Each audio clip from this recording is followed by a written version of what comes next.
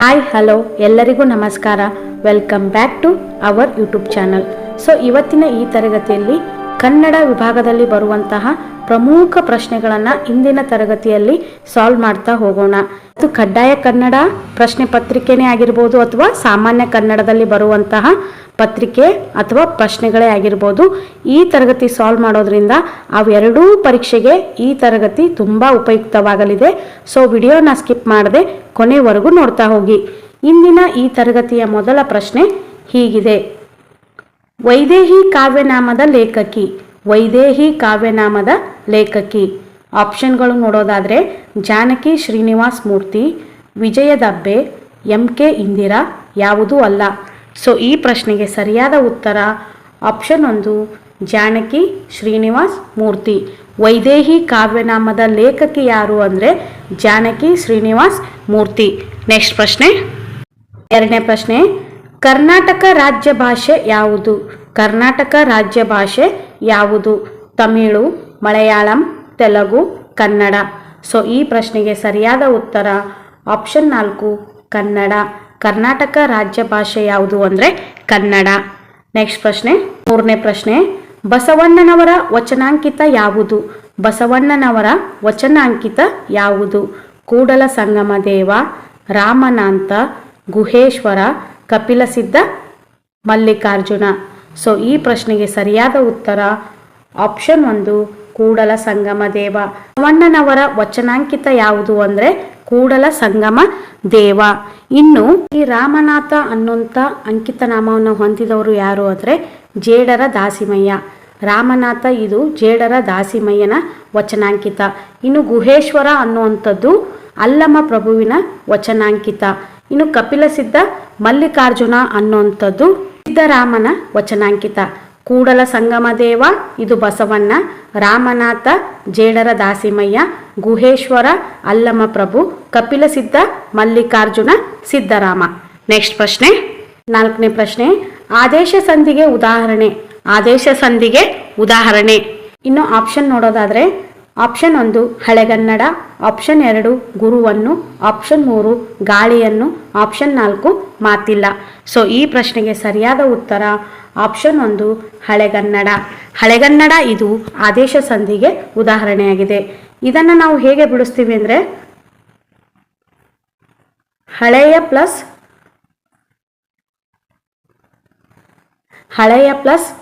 ಕನ್ನಡ, ಹಳೆಗನ್ನಡ. ಹಳೆಯ ಪ್ಲಸ್ ಕನ್ನಡ, ಹಳೆಗನ್ನಡ. ಇಲ್ಲಿ ಕಕಾರಕ್ಕೆ ಇಲ್ಲಿ ಗಕಾರ ಆದೇಶವಾಗಿ ಬಂದಿದೆ. ಹಾಗಾಗಿ ಆದೇಶ ಸಂಧಿಯ ರೂಲ್ಸ್ ನೋಡಬೇಕಾದ್ರೆ ಕ ತ ಪಗಳಿಗೆ ಕ ದ ಬ, ಕತಪಗಳಿಗೆ ಗದಬ ಆದೇಶವಾಗಿ ಬಂತು ಅಂದ್ರೆ ಅದನ್ನು ಆದೇಶ ಸಂಧಿ ಅಂಥೇಳಿ ಕರಿತೀವಿ. ಹಾಗಾಗಿ ಈ ಪ್ರಶ್ನೆಗೆ ಸರಿಯಾದ ಉತ್ತರ ಆಪ್ಷನ್ 1 ಹಳೆಗನ್ನಡ. ಇನ್ನು ಗುರುವನ್ನು ಅನ್ನುವಂತಹ ಪದದಲ್ಲಿ ಇರುವಂಥ ಸಂಧಿ ಯಾವುದು ಅಂದರೆ ಗುರು ಪ್ಲಸ್ ಅನ್ನು. ಗುರು ಪ್ಲಸ್ ಅನ್ನು, ಗುರುವನ್ನು. ಇಲ್ಲಿ ವಕಾರ ಆಗಮವಾಗಿದೆ. ವಕಾರ ಹೊಸದಾಗಿ ಬಂದು ಆಗಮವಾಗಿದೆ. ಹಾಗಾಗಿ ಇದನ್ನು ನಾವು ವಕಾರಾಗಮ ಸಂಧಿ ಅಂಥೇಳಿ ಕರಿತೀವಿ. ಇನ್ನು ನೆಕ್ಸ್ಟು ಗಾಳಿಯನ್ನು. ಈ ಗಾಳಿಯನ್ನು ಅನ್ನುವಂಥ ಪದದಲ್ಲಿ ಗಾಳಿ ಪ್ಲಸ್ ಅನ್ನು, ಗಾಳಿಯನ್ನು. ಇಲ್ಲಿ ಕೂಡ ಯಕಾರ ಆಗಮವಾಗಿ ಬಂದಿದೆ. ಹಾಗಾಗಿ ಇದನ್ನು ಯಕಾರಾಗಮ ಸಂಧಿ ಅಂಥೇಳಿ ಕರಿತೀವಿ. ಇನ್ನು ನೆಕ್ಸ್ಟು ಮಾತಿಲ್ಲ. ಈ ಮಾತಿಲ್ಲ ಅನ್ನುವಂತಹ ಪದವನ್ನು ನಾವು ಹೇಗೆ ಬಿಡಿಸ್ತೀವಿ ಅಂದರೆ ಮಾತು ಅಧಿಕ್ ಇಲ್ಲ. ಮಾತು ಅಧಿಕಿಲ್ಲ, ಮಾತಿಲ್ಲ. ಸೊ ಇಲ್ಲಿ ಪೂರ್ವ ಪದದಲ್ಲಿರುವಂತಹ ತು ಅನ್ನುವಂಥ ಅಕ್ಷರ ಇಲ್ಲಿ ಲೋಪವಾಗಿದೆ. ತು ಅನ್ನೋದು ಹೋಗಿ ತಿ ಆಗಿದೆ. ಹಾಗಾಗಿ ಇದನ್ನು ನಾವು ಲೋಪ ಸಂಧಿ ಅಂಥೇಳಿ ಕರಿತೀವಿ. ಹಳೆಗನ್ನಡ ಇದು ಆದೇಶ ಸಂಧಿ, ಗುರುವನ್ನು ಇದು ವಕಾರಾಗಮ ಸಂಧಿ, ಗಾಳಿ ಅನ್ನೋದು ಇದು ಯಕಾರಾಗಮ ಸಂಧಿ, ಮಾತಿಲ್ಲ ಅನ್ನೋದು ಇದು ಲೋಪ ಸಂಧಿಗೆ ಉದಾಹರಣೆಯಾಗಿದೆ. ನೆಕ್ಸ್ಟ್ ಪ್ರಶ್ನೆ, ಕುರುಡ ಪದ. ಕುರುಡ ಪದ ಅನ್ವರ್ತನಾಮ, ಸರ್ವನಾಮ, ಭಾವನಾಮ, ಅಂಕಿತನಾಮ. ಸೊ ಈ ಪ್ರಶ್ನೆಗೆ ಸರಿಯಾದ ಉತ್ತರ ಆಪ್ಷನ್ 1 ಅನ್ವರ್ತನಾಮ. ಕುರುಡ ಅನ್ನುವಂತಹ ಪದ ಯಾವ ನಾಮಕ್ಕೆ ಸಂಬಂಧಪಟ್ಟಿದೆ ಅಂದರೆ ಅನ್ವರ್ತನಾಮ. ಅನ್ವರ್ತನಾಮ ಅಂದರೆ ಏನು? ಅನ್ವರ್ತನಾಮ ಅಂದರೆ ವೃತ್ತಿಗೆ ಅನುಗುಣವಾಗಿ ಹಾಗೂ ನ್ಯೂನ್ಯತೆಗೆ ಅನುಗುಣವಾಗಿ ಕರೆಯಲ್ಪಡುವಂತಹ ನಾಮಗಳಿಗೆ ನಾವು ಅನ್ವರ್ತನಾಮ ಅಂಥೇಳಿ ಕರಿತೀವಿ. ಇಲ್ಲಿ ಕುರುಡ ಅನ್ನೋದು ಇದು ನ್ಯೂನ್ಯತೆಗೆ ಸಂಬಂಧಪಟ್ಟಂತೆ ಕರೆಯುವಂತಹ ಪದವಾಗಿದೆ. ಹಾಗಾಗಿ ಕುರುಡ ಅನ್ನೋದು ಇದು ಅನ್ವರ್ತನಾಮಕ್ಕೆ ಉದಾಹರಣೆಯಾಗಿದೆ. ಇನ್ನು ಸರ್ವನಾಮ ಅಂದರೆ ಏನು? ಸರ್ವನಾಮ ಅಂದರೆ ನಾಮಪದದ ಬದಲಾಗಿ ಬಳಸುವಂತಹ ಪದಗಳಿಗೆ ನಾವು ಸರ್ವನಾಮ ಅಂಥೇಳಿ ಕರಿತೀವಿ. ಫಾರ್ ಎಕ್ಸಾಂಪಲ್ ಅವಳು, ಅವನು, ಈ ರೀತಿ ಅವಳು, ಅವನು, ಅದು ಇವೆಲ್ಲವೂ ಸರ್ವನಾಮಕ್ಕೆ ಉದಾಹರಣೆಯಾಗಿದೆ. ಇನ್ನು ಭಾವನಾಮ ಅಂದರೆ ಭಾವಗಳನ್ನು ವ್ಯಕ್ತಪಡಿಸುವಂತಹ ನಾಮಗಳಿಗೆ ಭಾವನಾಮ ಅಂಥೇಳಿ ಕರಿತೀವಿ. ನೆಕ್ಸ್ಟ್ ಅಂಕಿತನಾಮ ಅಂದರೆ ಇಟ್ಟ ಹೆಸರುಗಳಿಗೆ ನಾವು ಅಂಕಿತನಾಮ ಅಂಥೇಳಿ ಕರಿತೀವಿ. ಫಾರ್ ಎಕ್ಸಾಂಪಲ್ ನಾವು ಕರೆಯಲ್ಪಡುವ ಎಲ್ಲ ಪ್ರಾಣಿ, ಪಕ್ಷಿ ಹಾಗೂ ನಮ್ಮ ಹೆಸರುಗಳು ಕೂಡ ಅಂಕಿತನಾಮಕ್ಕೆ ಉದಾಹರಣೆಗಳಾಗಿವೆ. ನೆಕ್ಸ್ಟ್ ಪ್ರಶ್ನೆ, 6ನೇ ಪ್ರಶ್ನೆ, ದವಾಖಾನೆ ಪದ. ದವಾಖಾನೆ ಪದ ಕನ್ನಡ ಪದ, ಉರ್ದು ಪದ, ಹಿಂದಿ ಪದ, ಅರೇಬಿಕ್ ಪದ. ಸೊ ಈ ಪ್ರಶ್ನೆಗೆ ಸರಿಯಾದ ಉತ್ತರ ಆಪ್ಷನ್ 4 ಅರೇಬಿಕ್ ಪದ. ದವಾಖಾನೆ ಅನ್ನುವಂಥ ಪದ ಯಾವ ಭಾಷೆಯ ಪದ ಅಂದರೆ ಅರೇಬಿಕ್ ಪದ. ನಾವು ತುಂಬ ಸರಿ ಈ ಪದನ ಬಳಸ್ತೀವಿ ಫ್ರೆಂಡ್ಸ್, ದವಾಖಾನೆಗೆ ಹೋಗಿದ್ದೆ ಅಂಥೇಳಿ. ಸೊ ದವಾಖಾನೆ ಅನ್ನುವಂಥ ಪದ ಅರೇಬಿಕ್ ಭಾಷೆಗೆ ಸೇರಿದಂತಹ ಪದವಾಗಿದೆ. ಹಾಗಾಗಿ ಯಾವ ಭಾಷೆಯಿಂದ ಬಂದಂತಹ ಪದಗಳು ಅನ್ನೋದು ತುಂಬ ಇಂಪಾರ್ಟೆಂಟ್ ಆಗಿದೆ. ಸೊ ಒಂದು ಸಾರಿ ಯಾವ ಪದಗಳು ಯಾವ್ಯಾವ ಭಾಷೆಯಿಂದ ಬಂದಿದೆ ಅನ್ನೋದನ್ನು ಒಂದು ಸಾರಿ ಕಣ್ಣು ಹಾಯಿಸ್ತಾ ಹೋಗಿ. ನೆಕ್ಸ್ಟ್ ಪ್ರಶ್ನೆ, 7ನೇ ಪ್ರಶ್ನೆ, ಅ, ಇ, ಉ, ಎ, ವ ಇವು. ಅ, ಇ, ಉ, ಎ, ವ ಇವು ವ್ಯಂಜನಗಳು, ಸ್ವರಗಳು, ಸಂಧ್ಯಕ್ಷರಗಳು, ಅರ್ಥ ಸ್ವರಗಳು. ಸೊ ಈ ಪ್ರಶ್ನೆಗೆ ಸರಿಯಾದ ಉತ್ತರ ಆಪ್ಷನ್ 2 ಸ್ವರಗಳು. ಅ, ಇ, ಉ, ಎ, ವ ಇವು ಸ್ವರಗಳು. ಸ್ವರಗಳು ಅಂದರೆ ಏನು? ಸ್ವರಗಳು ಅಂದರೆ ಸ್ವತಂತ್ರವಾಗಿ ಉಚ್ಚರಿಸಲ್ಪಡುವ ಅಕ್ಷರಗಳಿಗೆ ನಾವು ಸ್ವರಗಳು ಅಂತ ಹೇಳಿ ಕರಿತೀವಿ. ನಮ್ಮ ಕನ್ನಡ ವರ್ಣಮಾಲೆಯಲ್ಲಿರುವಂತಹ ಸ್ವರಗಳ ಸಂಖ್ಯೆ ಎಷ್ಟು ಅಂದರೆ 13. 13 ಸ್ವರಗಳನ್ನು ನಾವು ಕನ್ನಡ ವರ್ಣಮಾಲೆಯಲ್ಲಿ ನೋಡಬಹುದಾಗಿದೆ. ಅವುಗಳಲ್ಲಿ ಇವು ಕೂಡ ಅ, ಇ, ಉ, ಎ, ವ ಇವು ಕೂಡ ಸ್ವರಗಳಾಗಿವೆ. ಇನ್ನು ವ್ಯಂಜನಗಳು ಅಂದರೆ ಏನು? ವ್ಯಂಜನಗಳು ಅಂದರೆ ಸ್ವರಗಳ ಸಹಾಯದಿಂದ ಉಚ್ಚರಿಸಲ್ಪಡುವಂತಹ ಅಕ್ಷರಗಳಿಗೆ ನಾವು ವ್ಯಂಜನಗಳು ಅಂತ ಹೇಳಿ ಕರಿತೀವಿ. ಫಾರ್ ಎಕ್ಸಾಂಪಲ್ ಈ ಕ ಅನ್ನುವಂತಹದ್ದು ವ್ಯಂಜನ, ಇದಕ್ಕೆ ಅ ಅನ್ನುವಂಥ ಸ್ವರ ಸೇರಿ ಕ ಆಗಿ ಉತ್ಪತ್ತಿಯಾಗುತ್ತೆ. ಹಾಗಾಗಿ ಈ ಕಕ್ಕೆ ಸ್ವತಂತ್ರವಾದ ಉಚ್ಚಾರಣೆ ಇಲ್ಲ, ಇದು ಸ್ವರಗಳ ಸಹಾಯದಿಂದ ಉಚ್ಚರಿಸಲ್ಪಡುವಂತಹ ಅಕ್ಷರವಾಗಿದೆ. ಹಾಗಾಗಿ ಇದನ್ನು ನಾವು ವ್ಯಂಜನಾಕ್ಷರಗಳು ಅಂಥೇಳಿ ಕರಿತೀವಿ. ಇನ್ನು ಸಂಧ್ಯಕ್ಷರಗಳು, ನಮ್ಮ ಕನ್ನಡದಲ್ಲಿರುವಂತಹ ಸಂಧ್ಯಕ್ಷರಗಳ ಸಂಖ್ಯೆ ಎಷ್ಟು ಅನ್ನೋದು ತುಂಬ ಪರೀಕ್ಷೆಯಲ್ಲಿ ಕೇಳಿರುವಂತಹ ಪ್ರಶ್ನೆ. ಇದು ನಮ್ಮ ಕನ್ನಡ ವರ್ಣಮಾಲೆಯಲ್ಲಿ ಇರುವಂತಹ ಸಂಧ್ಯಕ್ಷರಗಳ ಸಂಖ್ಯೆ ಎಷ್ಟು ಅಂದರೆ 2. ಅವು ಯಾವುವು ಅಂದರೆ ಐ ಮತ್ತು ಔ. ಐ ಮತ್ತು ಔ ಇವು ಕನ್ನಡದಲ್ಲಿರುವಂತಹ 2 ಸಂಧ್ಯಕ್ಷರಗಳು. ಇನ್ನು ಅರ್ಥ ಸ್ವರಗಳು ಅಂತ ಯಾವುದೇ ನಮ್ಮ ಕನ್ನಡ ವರ್ಣಮಾಲೆಯಲ್ಲಿಲ್ಲ.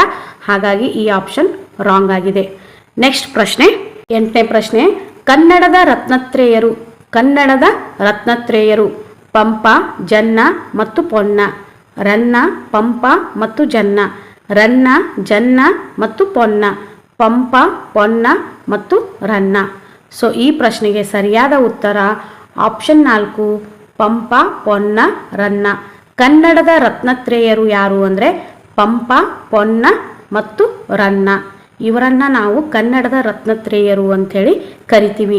ಇದೇ ಆಪ್ಷನಲ್ಲಿ ಮೊದಲಿಗೆ ಇದನ್ನು ನೆನಪಿಟ್ಕೋಬೇಕು ಅಂದರೆ ಕನ್ನಡದ ರತ್ನತ್ರೇಯರು ಅನ್ನೋದು ನೆನಪಿಟ್ಕೋಬೇಕು ಅಂದರೆ ಒಂದೇ ಒಂದು ಟ್ರಿಕ್ಸ್ ಇದೆ ಫ್ರೆಂಡ್ಸ್. ಅದು ಏನಂದರೆ ಪಂಪೋರ ಅಂಥೇಳಿ ನೆನಪಿಟ್ಕೋಬೇಕು. ಪಂ ಪೋ ರ. ಸೊ ಈ ರೀತಿ ಪಂಪೋರ ಅಂಥೇಳಿ ಕನ್ನಡದ ರತ್ನತ್ರೇಯರು ಅಂತ ನೆನಪಿಟ್ಕೊಂಡ್ವಿ ಅಂದರೆ ಪಂ ಅಂದರೆ ಪಂಪ, ಪೋ ಅಂದರೆ ಪೊನ್ನ, ರ ಅಂದರೆ ರನ್ನ. ಈ ರೀತಿ ಪಂಪೋರ ಅಂದರೆ ಕನ್ನಡದ ರತ್ನತ್ರೇಯರು ಅಂಥೇಳಿ ನೆನಪಿಟ್ಕೋಬಹುದು.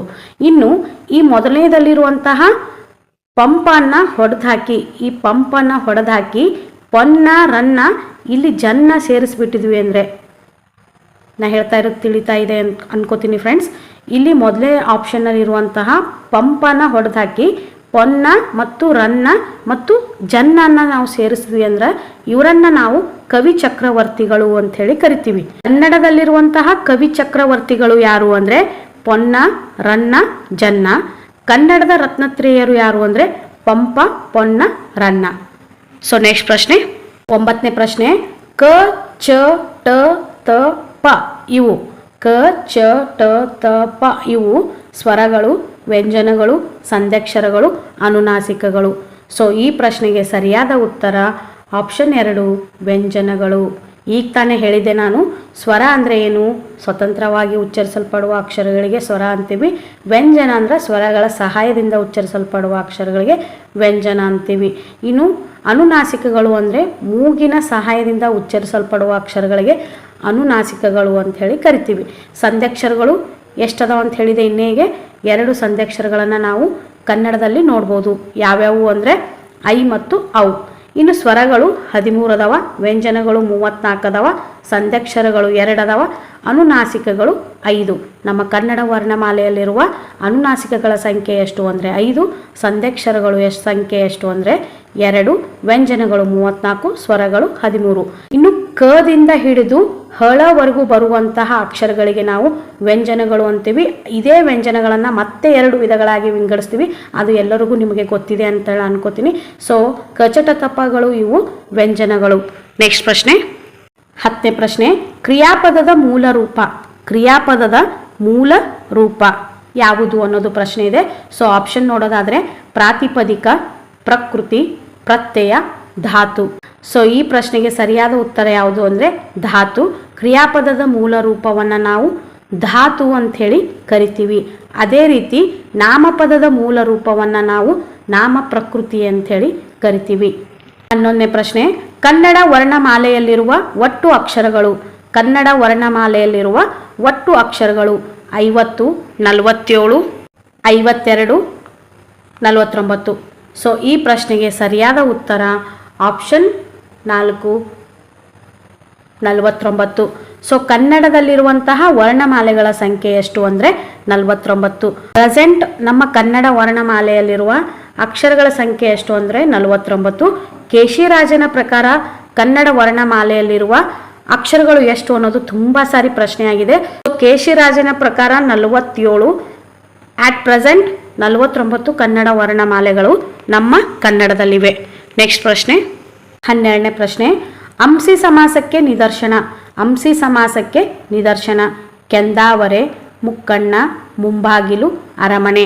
ಸೊ ಈ ಪ್ರಶ್ನೆಗೆ ಸರಿಯಾದ ಉತ್ತರ ಆಪ್ಷನ್ 3 ಮುಂಬಾಗಿಲು. ಅಂಸಿ ಸಮಾಸಕ್ಕೆ ನಿದರ್ಶನ ಯಾವುದು ಅಂದರೆ ಮುಂಬಾಗಿಲು. ಸೊ ಈ ಮುಂಬಾಗಿಲು ಪದವನ್ನು ನಾವು ಹೇಗೆ ಬಿಡಿಸ್ತೀವಿ ಅಂದರೆ ಬಾಗಿಲು ಅಧಿಕ್ ಮುಂದೆ, ಬಾಗಿಲು ಅಧಿಕ್ ಮುಂದೆ, ಮುಂಬಾಗಿಲು. ಸೊ ಇದು ಅಂಶ ಅಂಸಿ ಸಂಬಂಧ ಹೊಂದಿರುವುದರಿಂದ ಇದನ್ನು ನಾವು ಅಂಸಿ ಸಮಾಸ ಅಂಥೇಳಿ ಕರಿತೀವಿ. ನೆಕ್ಸ್ಟು ಕೆಂದಾವರೆ. ಕೆಂದಾವರೆಯನ್ನು ನಾವು ಬಿಡಿಸೋದು ಹೇಗೆ ಅಂದರೆ ಕೆಂಪಾದ ಅಧಿಕ್ ತಾವರೆ, ಕೆಂಪಾದ ಅಧಿಕ್ ತಾವರೆ, ಕೆಂದಾವರೆ. ಸೊ ಇಲ್ಲಿ ಕೆಂಪಾದ ಅನ್ನೋದು ವಿಶೇಷಣ ಇದೆ, ಹಾಗಾಗಿ ಇದನ್ನು ನಾವು ಕರ್ಮಧಾರೆಯ ಸಮಾಸ ಅಂಥೇಳಿ ಕರಿತೀವಿ. ಇನ್ನು ಮುಕ್ಕಣ್ಣ. ಮುಕ್ಕಣ್ಣ ಅಂದರೆ 3 ಅಧಿಕ್ ಕಣ್ಣು ಅಧಿಕ್ ಉಳ್ಳವನಿಗೆ ನಾವು ಮುಕ್ಕಣ್ಣ ಅಂಥೇಳಿ ಕರಿತೀವಿ. ಈ ಮುಕ್ಕಣ್ಣ ಅನ್ನುವಂತಹ ಪದ ಇದು ಬಹುರ್ವಿ ಸಮಾಸಕ್ಕೆ ಉದಾಹರಣೆಯಾಗಿದೆ. ನೆಕ್ಸ್ಟು ಅರಮನೆ ಅನ್ನುವಂಥ ಪದವನ್ನು ನಾವು ಅರಸನ ಅಧಿಕ್ ಮನೆ, ಅರಮನೆ ಅಂಥೇಳಿ ಕರಿತೀವಿ. ಇದು ತತ್ಪುರುಷ ಸಮಾಸಕ್ಕೆ ಉದಾಹರಣೆಯಾಗಿದೆ. ಸೊ ಕೆಂದಾವರೆ ಅನ್ನೋದು ಕರ್ಮಧಾರೆಯ ಸಮಾಸ, ಮುಕ್ಕಣ್ಣ ಅನ್ನೋದು ಬಹುರ್ವಿ ಸಮಾಸ, ಮುಂಬಾಗಿಲು ಅನ್ನೋದು ಅಂಸಿ ಸಮಾಸ, ಅರಮನೆ ಅನ್ನೋದು ತತ್ಪುರುಷ ಸಮಾಸ. ನೆಕ್ಸ್ಟ್ ಪ್ರಶ್ನೆ 13ನೇ ಪ್ರಶ್ನೆ. ಮನೆಯಲ್ಲಿ, ಮರದಲ್ಲಿ ಈ ಪದದಲ್ಲಿ ಬಂದಿರುವಂತಹ ವಿಭಕ್ತಿ ಪ್ರತ್ಯಯ ಯಾವುದು? ಮನೆಯಲ್ಲಿ, ಮರದಲ್ಲಿ ಈ ಪದದಲ್ಲಿ ಬಂದಿರುವಂತಹ ವಿಭಕ್ತಿ ಪ್ರತ್ಯಯ ಯಾವುದು? ಪಂಚಮಿ, ಸಪ್ತಮಿ, ಪ್ರಥಮ, ಚತುರ್ಥಿ. ಸೊ ಈ ಪ್ರಶ್ನೆಗೆ ಸರಿಯಾದ ಉತ್ತರ ಆಪ್ಷನ್ 2 ಸಪ್ತಮಿ. ಮನೆಯಲ್ಲಿ, ಮರದಲ್ಲಿ ಈ ಪದದಲ್ಲಿ ಬಂದಿರುವಂತಹ ವಿಭಕ್ತಿ ಪ್ರತ್ಯಯ ಯಾವುದು ಅಂದರೆ ಸಪ್ತಮಿ. ಸಪ್ತಮಿ ಅಂದರೆ ಅಲ್ಲಿ. ಅಲ್ಲಿ ಅನ್ನುವಂತಹ ವಿಭಕ್ತಿ ಪ್ರತ್ಯಯ ಕಂಡು ಬರೋದು ಎಲ್ಲಿ ಅಂದರೆ ಸಪ್ತಮಿಯಲ್ಲಿ. ಹಾಗಾಗಿ ಈ ಪ್ರಶ್ನೆಗೆ ಸರಿಯಾದ ಉತ್ತರ ಸಪ್ತಮಿ. ಇನ್ನು ಪಂಚಮಿ ಅಂದರೆ ದೆಸೆಯಿಂದ. ಪಂಚಮಿ ಅಂದರೆ ದೆಸೆಯಿಂದ. ಪ್ರಥಮ ಅಂದರೆ ಉ, ಚತುರ್ಥಿ ಅಂದರೆ ಗೆ, ಕೆ, ಹೀಗೆ. ಸೊ ಒಟ್ಟು ನಮ್ಮ ಕನ್ನಡ ವರ್ಣಮಾಲೆಯಲ್ಲಿರುವಂತಹ ವಿಭಕ್ತಿ ಪ್ರತ್ಯಯಗಳ ಸಂಖ್ಯೆ ಎಷ್ಟು ಅಂದರೆ 7. ಅವು ಯಾವುವು ಅಂದರೆ ಪ್ರಥಮ ಉ, ದ್ವಿತೀಯ ಅನ್ನು, ತೃತೀಯ ಇಂದ, ಚತುರ್ಥಿ ಗೆ, ಕೆಗೆ, ಪಂಚಮಿ ದೆಸೆಯಿಂದ, ಷಷ್ಠಿ ಅ ಹಾಗೂ ಸಪ್ತಮಿ ಅಲ್ಲಿ. ಹಾಗಾಗಿ ಈ ಪ್ರಶ್ನೆಗೆ ಸರಿಯಾದ ಉತ್ತರ ಸಪ್ತಮಿ. ನೆಕ್ಸ್ಟ್ ಪ್ರಶ್ನೆ, 14ನೇ ಪ್ರಶ್ನೆ. ಬೇಸಿಗೆ ಪದದ ಗ್ರಾಮ್ಯ ಅಥವಾ ಜನಪದ ರೂಪ ಯಾವುದು? ಬೇಸಿಗೆ ಪದದ ಗ್ರಾಮ್ಯ ಅಥವಾ ಜನಪದ ರೂಪ ಯಾವುದು? ಬ್ಯಾಸುಗೆ, ಬೇಸಿಗೆ, ಬ್ಯಾಸಿಗಿ, ಬ್ಯಾಸಿಗಿ. ಈ ಪ್ರಶ್ನೆಗೆ ಸರಿಯಾದ ಉತ್ತರ ನೋಡೋದಾದರೆ ಆಪ್ಷನ್ 3 ಬ್ಯಾಸಿಗಿ. ಬೇಸಿಗೆ ಪದದ ಗ್ರಾಮ್ಯ ಅಥವಾ ಜನಪದ ರೂಪ ಯಾವುದು ಅಂದರೆ ಬ್ಯಾಸಿಗಿ. ನೆಕ್ಸ್ಟ್ ಪ್ರಶ್ನೆ, 15ನೇ ಪ್ರಶ್ನೆ. ಉಪಲಬ್ಧವಿರುವ ಕನ್ನಡದ ಮೊದಲ ಶಾಸನ ಯಾವುದು? ಉಪಲಬ್ಧವಿರುವ ಕನ್ನಡದ ಮೊದಲ ಶಾಸನ ಯಾವುದು?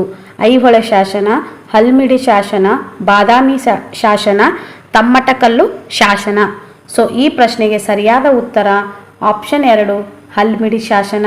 ಉಪಲಬ್ಧವಿರುವಂತಹ ಕನ್ನಡದ ಮೊದಲ ಶಾಸನ ಯಾವುದು ಅಂದರೆ ಹಲ್ಮಿಡಿ ಶಾಸನ. ಇದು ಕಂಡು ಬಂದದ್ದು ಎಷ್ಟನೇ ಇಸ್ವಿಯಲ್ಲಿ ಅಂದರೆ ಕ್ರಿಸ್ತ ಶಕ 450ರ ಕಾಲದಲ್ಲಿ ಕಂಡು ಬಂದಂತಹ ಶಾಸನ ಯಾವುದು ಅಂದರೆ ಹಲ್ಮಿಡಿ ಶಾಸನ. ಇದು ಎಲ್ಲಿದೆ ಅಂದರೆ ಹಾಸನ ಜಿಲ್ಲೆಯ ಬೇಲೂರು ತಾಲೂಕಿನ ಹಲ್ಮಿಡಿ ಎಂಬ ಗ್ರಾಮದಲ್ಲಿ ಈ ಶಾಸನ ಪತ್ತೆಯಾಗಿದೆ ಅಂತಲೇ ಹೇಳ್ಬೋದು. ಆದ್ದರಿಂದ ಇದನ್ನು ಕನ್ನಡದ ಮೊದಲ ಉಪಲಬ್ಧವಿರುವಂತಹ ಶಾಸನ ಅಂಥೇಳಿ ಕರಿತೀವಿ. ನೆಕ್ಸ್ಟ್ ಪ್ರಶ್ನೆ, 16ನೇ ಪ್ರಶ್ನೆ. ಪೂರ್ಣ ವಿರಾಮ, ಅಲ್ಪ ವಿರಾಮ, ಅರ್ಧ ವಿರಾಮ ಹಾಗೂ ವಿವರಣ ವಿರಾಮ ಇವುಗಳು ಪೂರ್ಣ ವಿರಾಮ, ಅಲ್ಪ ವಿರಾಮ, ಅರ್ಧ ವಿರಾಮ, ವಿವರಣ ವಿರಾಮ ಇವುಗಳನ್ನು ಕನ್ನಡ ಗ್ರಾಮರ್ನಲ್ಲಿ ಏನಂತ ಹೇಳಿ ಕರಿತೀವಿ ಅನ್ನೋದು ಪ್ರಶ್ನೆ ಇದೆ. ಸೊ ಈ ಪ್ರಶ್ನೆಗೆ ಸರಿಯಾದ ಉತ್ತರ ಆಪ್ಷನ್ 3 ಲೇಖನ ಚಿಹ್ನೆಗಳು. ಸೊ ಪೂರ್ಣ ವಿರಾಮ, ಅಲ್ಪ ವಿರಾಮ, ಅರ್ಧ ವಿರಾಮ ಇವುಗಳನ್ನು ಲೇಖನ ಚಿಹ್ನೆಗಳಲ್ಲಿ ನೋಡಬಹುದು. ನೆಕ್ಸ್ಟ್ ಪ್ರಶ್ನೆ, 17ನೇ ಪ್ರಶ್ನೆ. ಧಬ ಧಬ ಎಂಬುದು ಧಬ ಧಬ ಎಂಬುದು ಅನುಕರಣಾವೇಯ, ಅವಧಾರಣಾರ್ಥಕ ವೇಯ, ಕೃದಂತಾವೇಯ ಯಾವುದು ಅಲ್ಲ? ಸೊ ಈ ಪ್ರಶ್ನೆಗೆ ಸರಿಯಾದ ಉತ್ತರ ಆಪ್ಷನ್ 1 ಅನುಕರಣಾವೇಯ. ಧಬ ಧಬ ಎಂಬುದು ಅನುಕರಣಾವೇಯಕ್ಕೆ ಉದಾಹರಣೆಯಾಗಿದೆ. ಅನುಕರಣಾವೇಯ ಅಂದ್ರೆ ಏನು? ಸೊ ಅನುಕರಣೆ ಮಾಡಿ ಹೇಳುವಂತಹ ಪದಗಳಿಗೆ ನಾವು ಅನುಕರಣಾವೇಯ ಅಂತ ಹೇಳಿ ಕರಿತೀವಿ. ಫಾರ್ ಎಕ್ಸಾಂಪಲ್ ದಬ ದಬ, ಜುಳು ಜುಳು, ಪಟ ಪಟ, ರಪ ರಪ ಇವೆಲ್ಲವೂ ಅನುಕರಣಾವೇಯಕ್ಕೆ ಉದಾಹರಣೆಯಾಗಿದೆ. ಈ ಅನುಕರಣಾವೇಯಕ್ಕೆ ಯಾವುದೇ ಅರ್ಥ ಇರೋದಿಲ್ಲ. ನೆಕ್ಸ್ಟ್ ಪ್ರಶ್ನೆ, 18ನೇ ಪ್ರಶ್ನೆ. 5 ಬೆರಳುಗಳು ರಚನೆಯಲ್ಲಿನ 5 ರೂಪ. 5 ಬೆರಳುಗಳು ರಚನೆಯಲ್ಲಿನ 5 ರೂಪ. ಆಪ್ಷನ್ ನೋಡೋದಾದರೆ ಗುಣಾತ್ಮಕ ವಿಶೇಷಣ, ಸಂಖ್ಯಾ ವಿಶೇಷಣ, ಪರಿಣಾತ್ಮಕ ವಿಶೇಷಣ, ಸಂಬಂಧ ಸೂಚಕ ವಿಶೇಷಣ. ಸೊ ಈ ಪ್ರಶ್ನೆಗೆ ಸರಿಯಾದ ಉತ್ತರ ಆಪ್ಷನ್ 2 ಸಂಖ್ಯಾ ವಿಶೇಷಣ. 5 ಬೆರಳುಗಳು ರಚನೆಯಲ್ಲಿನ 5 ರೂಪ ಎಂಥದ್ದು ಅಂದರೆ ಸಂಖ್ಯಾ ವಿಶೇಷಣ. ನೆಕ್ಸ್ಟ್ ಪ್ರಶ್ನೆ, 19ನೇ ಪ್ರಶ್ನೆ. ಅರುಗಳು ಅಂದಿರು ಎಂಬುವು. ಅರುಗಳು ಅಂದಿರು ಎಂಬುವು ವಿಭಕ್ತಿ ಪ್ರತ್ಯಯಗಳು, ಬಹುವಚನ ಪ್ರತ್ಯಯಗಳು, ಕಾಲಸೂಚಕ ಪ್ರತ್ಯಯಗಳು, ಲಿಂಗ ಪ್ರತ್ಯಯಗಳು. ಸೊ ಈ ಪ್ರಶ್ನೆಗೆ ಸರಿಯಾದ ಉತ್ತರ ಆಪ್ಷನ್ 2 ಬಹುವಚನ ಪ್ರತ್ಯಯಗಳು. ಅರುಗಳು ಅಂದಿರು ಎಂಬುವು ಬಹುವಚನ ಪ್ರತ್ಯಯಗಳು. ಫಾರ್ ಎಕ್ಸಾಂಪಲ್ ಪುಸ್ತಕ ಅನ್ನುವಂಥ ಪದ ಇದು ಏಕವಚನ ಆಗಿದೆ. ಇದನ್ನು ಬಹುವಚನ ಮಾಡಲು ಪುಸ್ತಕಗಳು.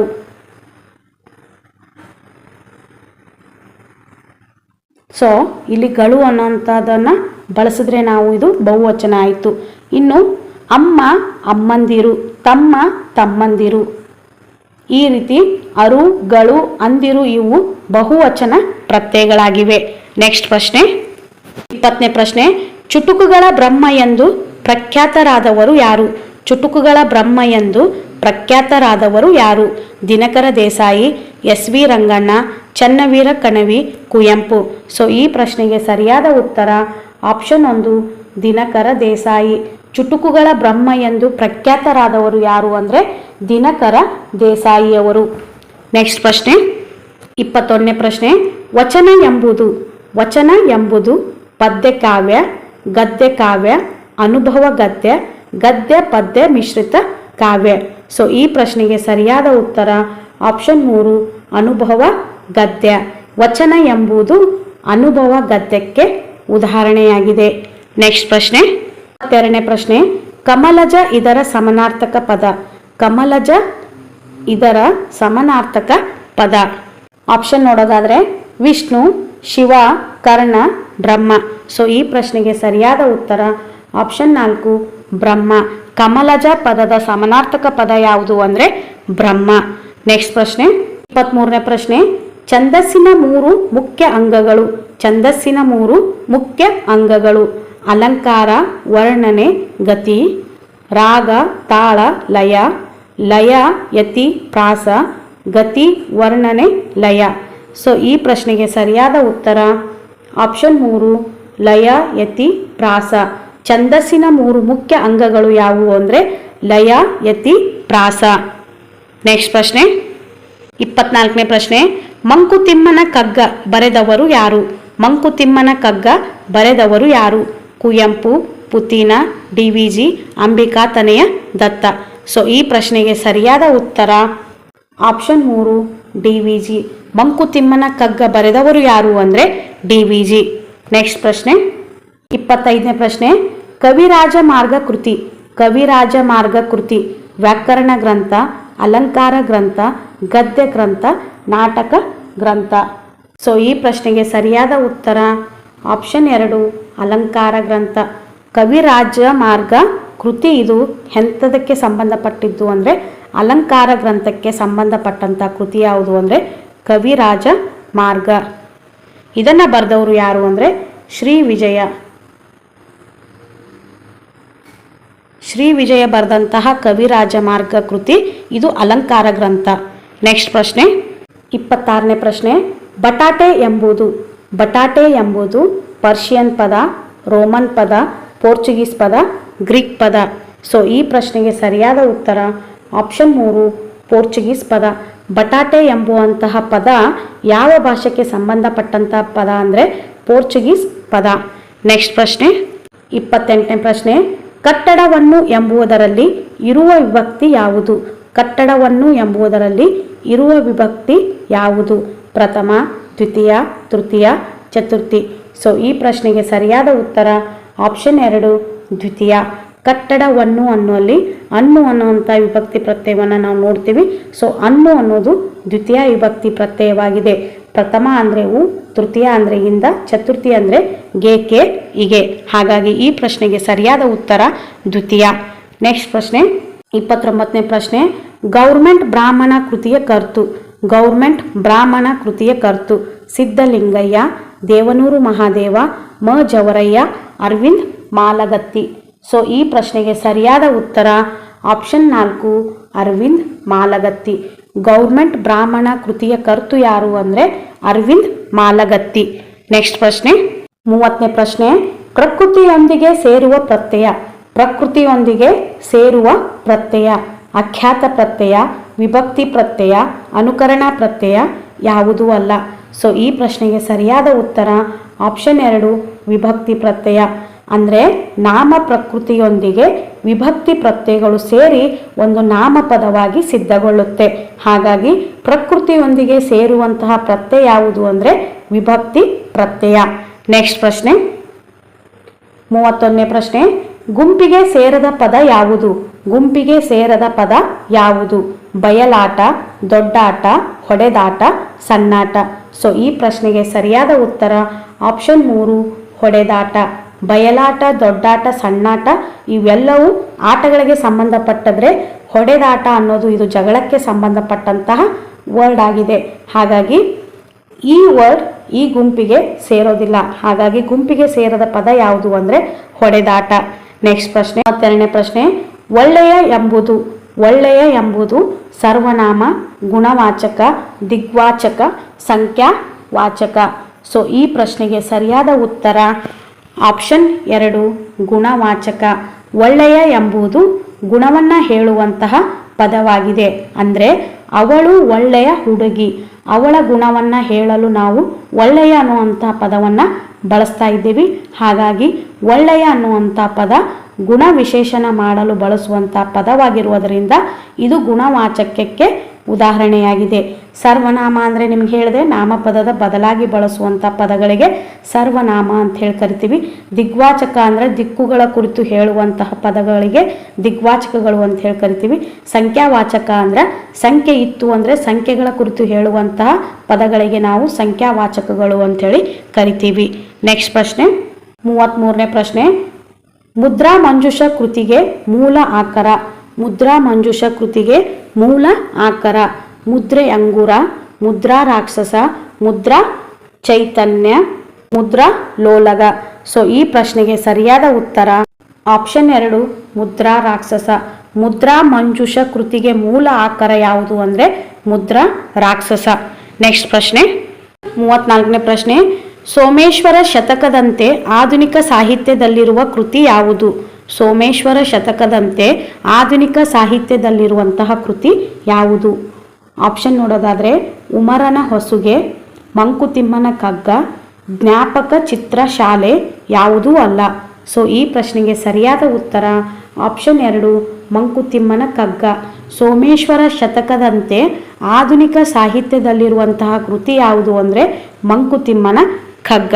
ನೆಕ್ಸ್ಟ್ ಪ್ರಶ್ನೆ, 35ನೇ ಪ್ರಶ್ನೆ. ಪ್ಲುತದಲ್ಲಿರುವ ಮಾತ್ರೆಗಳ 35ನೇ ಪ್ರಶ್ನೆ. ಪ್ಲುತದಲ್ಲಿರುವ ಮಾತ್ರೆಗಳ ಸಂಖ್ಯೆ. ಪ್ಲುತದಲ್ಲಿರುವಂತಹ ಮಾತ್ರೆಗಳ ಸಂಖ್ಯೆ 1, 2, 3, 4. ಸೊ ಈ ಪ್ರಶ್ನೆಗೆ ಸರಿಯಾದ ಉತ್ತರ ಆಪ್ಷನ್ 3. ಪ್ಲುತದಲ್ಲಿರುವಂತಹ ಮಾತ್ರೆಗಳ ಸಂಖ್ಯೆ ಎಷ್ಟು ಅಂದರೆ 3. ನಮ್ಮ ಕನ್ನಡ ವರ್ಣಮಾಲೆಯಲ್ಲಿ ಒಟ್ಟು 13 ಸ್ವರಗಳನ್ನು ನಾವು ನೋಡ್ತೀವಿ. ಅದರಲ್ಲಿ ವೃಷಸ್ವರ, ದೀರ್ಘಸ್ವರ ಹಾಗೂ ಪ್ಲುತಸ್ವರ ಅಂಥೇಳಿ ಕರಿತೀವಿ. ವೃಷಸ್ವರಗಳು 6, ದೀರ್ಘಸ್ವರಗಳು 7, ಪ್ಲುತಸ್ವರಗಳು 0. ಸೊ ವೃಷಸ್ವರ ಅಂದರೆ ಏನು? ಒಂದು ಮಾತ್ರೆ ಕಾಲಾವಧಿಯಲ್ಲಿ ಉಚ್ಚರಿಸಲ್ಪಡುವ ಅಕ್ಷರಗಳಿಗೆ ವೃಷಸ್ವರ ಅಂಥೇಳಿ ಕರಿತೀವಿ. 2 ಮಾತ್ರೆ ಕಾಲಾವಧಿಯಲ್ಲಿ ಉಚ್ಚರಿಸಲ್ಪಡುವ ಅಕ್ಷರಗಳಿಗೆ ದೀರ್ಘಸ್ವರ ಅಂಥೇಳಿ ಕರಿತೀವಿ. ಪ್ಲುತಸ್ವರ ಅಂದ್ರೇನು? 3 ಮಾತ್ರೆಗಳ ಕಾಲಾವಧಿಯಲ್ಲಿ ಉಚ್ಚರಿಸಲ್ಪಡುವ ಅಕ್ಷರಗಳಿಗೆ ಪ್ಲುತಸ್ವರ ಅಂಥೇಳಿ ಕರಿತೀವಿ. ಸದ್ಯ ನಮ್ಮ ಕನ್ನಡದಲ್ಲಿರುವಂತಹ ಪ್ಲುತಸ್ವರಗಳ ಸಂಖ್ಯೆ ಎಷ್ಟು ಅಂದರೆ 0. ಸೊ ನಾವು ಪ್ಲುತಸ್ವರನ ಬಳಕೆಗೆ ತಗೊಂಡಿಲ್ಲ. ಹಾಗಾಗಿ ಪ್ಲುತದಲ್ಲಿರುವಂತಹ ಮಾತ್ರೆಗಳ ಸಂಖ್ಯೆ ಎಷ್ಟು ಅಂದರೆ 3 ಅಂತ ಹೇಳ್ಬೋದು. ವೃಷಸ್ವರದಲ್ಲಿ 1 ಮಾತ್ರೆ ಇರುತ್ತೆ, ದೀರ್ಘಸ್ವರದಲ್ಲಿ 2 ಮಾತ್ರೆ ಇರುತ್ತೆ, ಆದರೆ ಪ್ಲುತಸ್ವರದಲ್ಲಿ 3 ಮಾತ್ರೆಗಳು ಹೊಂದಿರುತ್ತೆ. ಹಾಗಾಗಿ ಈ ಪ್ರಶ್ನೆಗೆ ಸರಿಯಾದ ಉತ್ತರ ಯಾವುದು ಅಂದರೆ 3. ಇದಾಗಿತ್ತು ಇಂದಿನ ತರಗತಿ. ಈ ತರಗತಿ ಖಂಡಿತ ನಿಮಗೆ ಯೂಸ್ಫುಲ್ ಆಗಿದೆ ಅಂತ ಹೇಳಿ ಭಾವಿಸ್ತಾ ಇದ್ದೀನಿ. ಯಾಕಂದ್ರೆ ಮುಂಬರುವ ವಿಲೇಜ್ ಅಕೌಂಟೆಂಟ್ ಕಡ್ಡಾಯ ಕನ್ನಡ ಪರೀಕ್ಷೆ ಇನ್ನೇನು ಕೆಲವೇ ದಿನಗಳಲ್ಲಿ ಬರಲಿದೆ.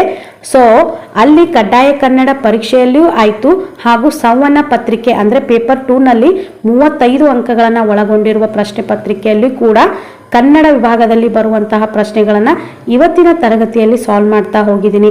ಸೊ ಈ ತರಗತಿ ಖಂಡಿತ ನಿಮಗೆ ಯೂಸ್ಫುಲ್ ಆಗುತ್ತೆ ಅಂತ ಹೇಳಿ ನಾನು ಭಾವಿಸ್ತಾ ಇದ್ದೀನಿ.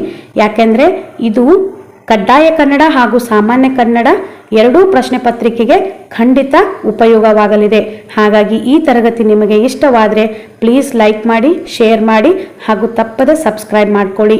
ನಿಮ್ಮೆಲ್ಲರ ಸಪೋರ್ಟ್ ಈ ನಿಮ್ಮ ಚಾನಲ್ ಮೇಲೆ ಯಾವಾಗಲೂ ಹೀಗೆ ಇರಲಿ ಅಂತ ಕೇಳಿಕೊಳ್ಳುತ್ತಾ ಇಲ್ಲಿಯವರೆಗೂ ನನ್ನ ತರಗತಿಯನ್ನು ವೀಕ್ಷಣೆ ಮಾಡಿದ ಎಲ್ಲರಿಗೂ ಥ್ಯಾಂಕ್ ಯು ಸೋ ಮಚ್.